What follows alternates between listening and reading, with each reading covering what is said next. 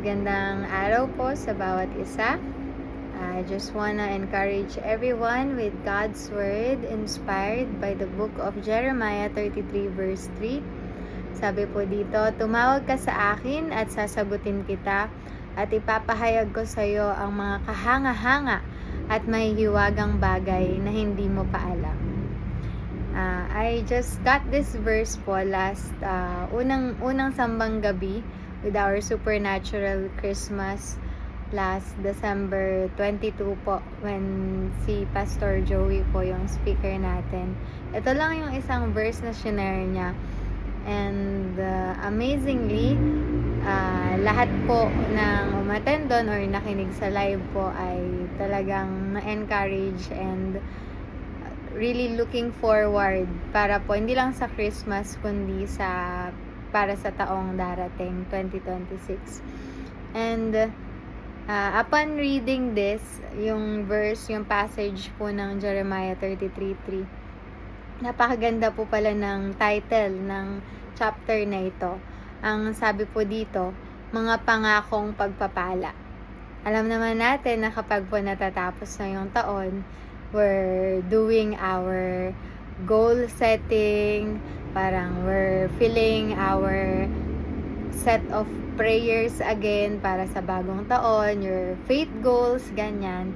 And napakasarap lang isipin na meron tayong inaasahan mula sa ating mabuting Diyos at dakila siya para tuparin, tapat siya para tuparin yung lahat ng ating mga pinapangarap at pinapanalangin. And the thing is, para po tayo ay sagutin ng Panginoon, kailangan nating tumawag sa Kanya. At thank you Lord talaga kasi meron siyang pangako na sasagutin niya tayo.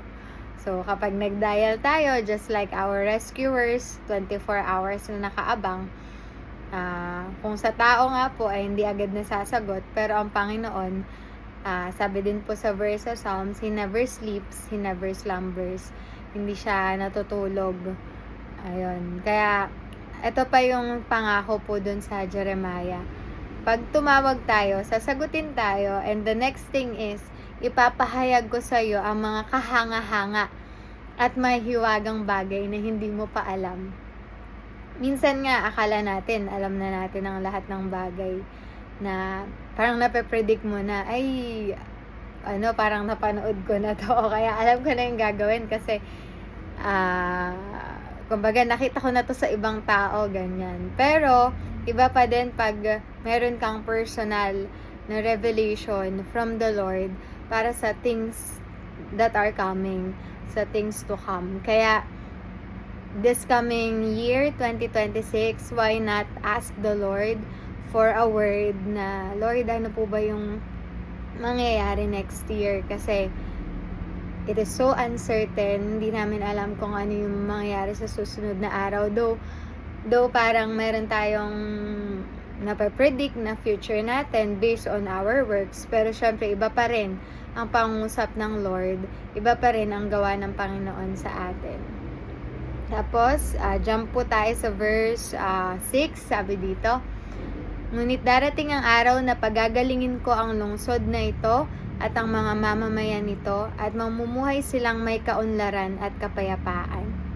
So, if you think that 2025 isn't your year, na parang ang daming nangyaring kaguluhan, parang lahat na reveal, ganyan, masasamang bagay na reveal, ganyan, na bunyag, at saka parang mas nangibabaw yung problema kaysa sa mga answered prayer, ganyan, parang hindi pa rin dumarating.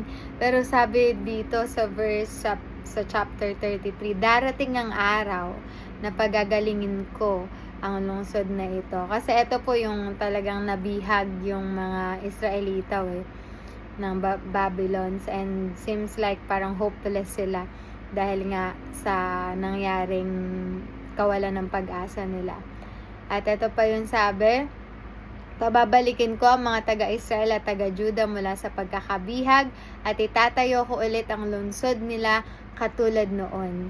And minsan we're stuck sometimes sa nangyari nung nakaraan, parang dati ang ganda ng buhay natin, ganyan, o kaya smooth smooth sailing.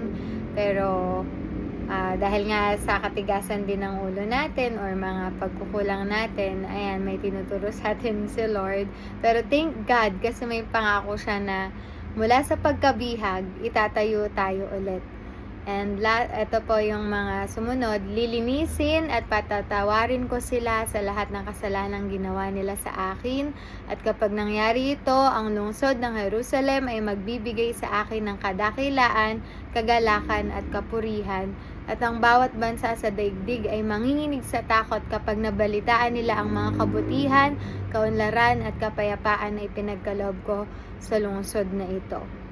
So, kahit na pangit yung nangyari, kahit na may pagkabihag, merong kasalanan na nangyari at may consequences, pero sabi dito ni Lord, lilinisin niya tayo at patatawarin as we end the year, as we end this year.